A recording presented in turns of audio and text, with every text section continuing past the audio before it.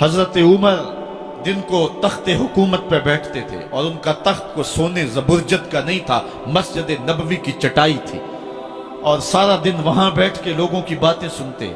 और जब रात के अंधेरे गहरे होते उमर भेष बदल के मदीने की गलियों का गश्त करते। कहा तुम्हारे घर से धुआं निकल रहा है और बच्चे रो रहे हैं, उनको खाना क्यों नहीं देती? कहने लगी उमर की जान को रो रही। उमर के पांव तले से जमीन निकल गई। कहा क्या हुआ? कहा 3 दिन से हमारे यहां खाने के लिए कुछ नहीं है, रोजाना बच्चे रोते हैं और मैं हंडिया के अंदर पत्थर डाल करके नीचे से आग डालती रहती हूं कि बच्चे इंतजार कर करके सो जाएंगे, कम वक्त सो भी नहीं रहे और वो पत्थर पकेंगे भी क्या, और मैं उमर की जान को रो रही हूं। हजरत उमर का कलेजा दहलने लगा। फौरन पलटे, वापस बैतुल माल में आए, घी का एक कनस्तर लिया, आटे की बोरी ली, मिर्च मसाला जात बहुत कुछ उठाया, अपने कंधे पे रखा, बोरी अपनी कमर पे लादी। उमर बैतुल माल से निकले तो आपके खादम असलम ने देख लिया, आगे बढ़ा, कहा मेरे आका मैं उठाता हूं। उमर की आंखों में आंसू है। कहा असलम कयामत के दिन मेरा बोझ उठा लोगे? कहा कयामत के दिन तो अपना अपना बोझ उठाना पड़ेगा। कहा उमर को आज अपना ही उठाने दो। हजरत उमर वो घी का कनस्तर और वो आटे की बोरी सर पे उठाए हैं और उस खातून के घर जाते हैं और दस्तक देते हैं। वो जब देखती है उसकी जान में जान आ जाती है। कहा जल्दी जल्दी आटा गूंदो, और उमर सब्जी काटने लग जाते हैं। हजरत उमर रज़ी अल्लाह ताला अन्हो सब्जी तैयार कर देते, उधर आटा गूंद जाता है और फिर ऊपर चूल्हा रखा जाता है, चूल्हे के अंदर आग रखी जाती है, वो खाना पकाने लगती है, आग बुझती है। तारीख ने लिखा है आग बुझने लगती है, उमर झुक करके फूंके मारता है। उमर झुक झुक के फूंके मारता है।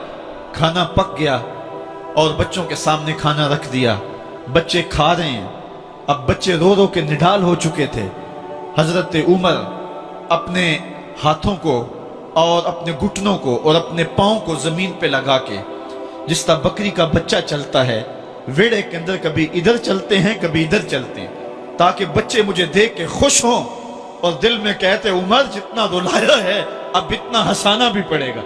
तो कभी उमर अमीरुल मोमिनीन, ये मैं किसी आज के जो है वो लोगों के वोटों पे मुंतखब होने वाले हुक्मरान की कहानी नहीं सुना रहा, मैं उस उमर की कहानी सुना रहा हूं जो 23 लाख मुरब्बा मील का हुक्मरान है, आधी दुनिया का बादशाह है। हजरत उमर जो है जिस तरह बकरी का बच्चा चलता है, इस तरह अपने हाथ और अपने घुटने जमीन पे टेक करके जो है वो इस तरह चलते हैं। बच्चे उमर को देख के मुस्कुराते हैं। जब बच्चे मुस्कुराने लगे तो हजरत उमर ने उस खातून से कहा बुढ़िया उमर को माफ कर दे।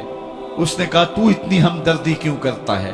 कहा उमर बेचारा बड़ा फंसा हुआ है, फिक्र है उसको यरमूक को, फुस्तात हुलवान की, जब फतह है मिस्र तो तैयारी है ईरान की, आते जाते वफद से मुलाकात भी करता होगा और शब को मालूम हालात भी करता होगा, कांटों में उलझी हुई बेचारे की जान है, नींद उसको भी आती है, आखिर वो इंसान है, मेरी बहन उमर को माफ कर दे।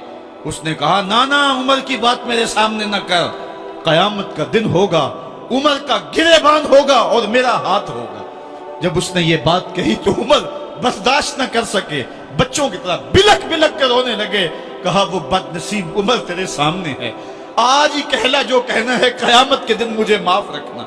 उसने कहा तू उमर है? कहा बदनसीब उमर तेरे सामने खड़ा हूं। मेरे उमर कहते हैं अगर दजला के किनारे एक बकरी का बच्चा भी प्यासा मर गया उसका हिसाब भी उमर से लिया जाएगा। हजरत उमर निकले यरूशलेम में, एक ऊंट है एक गुलाम है, कभी वो सवार होता है कभी आप बारी मुकर्रर की है। जब करीब पहुंचे यरूशलेम के तो उमर की बारी नकेल पकड़ने की और गुलाम की बारी ऊपर सवार होने की आ गई। गुलाम ने कहा आका मैं मर्जी से अपनी बारी छोड़ता हूं, आप आ जाएं, दुश्मनों के मफतूहा इलाके में आ रहे हैं, ताजा ताजा इलाका फतह हुआ है, इस्लाम की शान व शौकत जाहिर हो। उमर ने कहा इस्लाम की शान व शौकत ऐसे जाहिर नहीं होती है, अपनी बारी पे तुम बैठोगे, अपनी बारी पे मैं बैठूंगा। लोग मुंतजर खड़े हैं, दूर से जब देखा कहा इसकी हैबत से कांपते थे हम, ये तो कोई हबशी लगता है, रंग काला है, होंठ मोटे हैं, इससे तो ज्यादा हसीन इसका गुलाम है जो आगे आगे चल रहा है।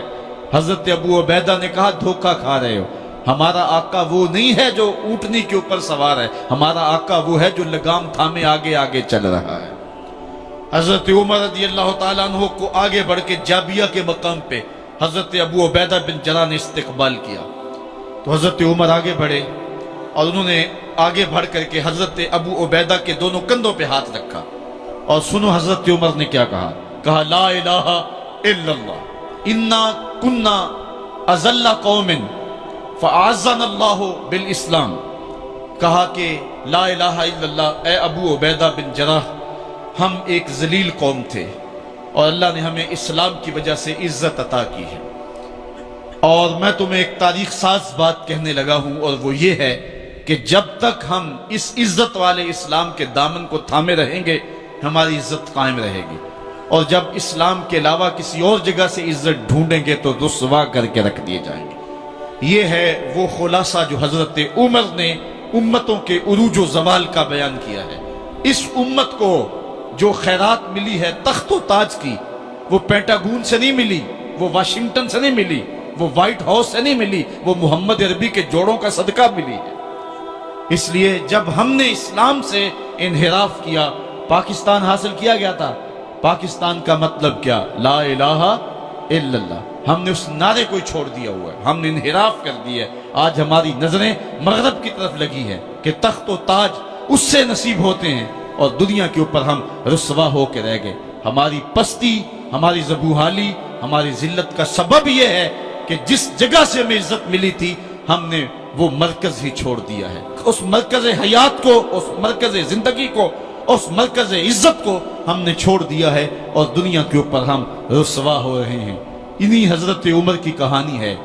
وادی تہامہ سے گزر رہے تھے کہ بچوں کی طرح بلک بلک کے رونے لگے۔ کہا عمر جوان آدمی ہو اور بچوں کی طرح بلک کے رو رہے ہو؟ کہا تم نہیں جانتے، مجھے بچپن کی کہانی یاد آ گئی۔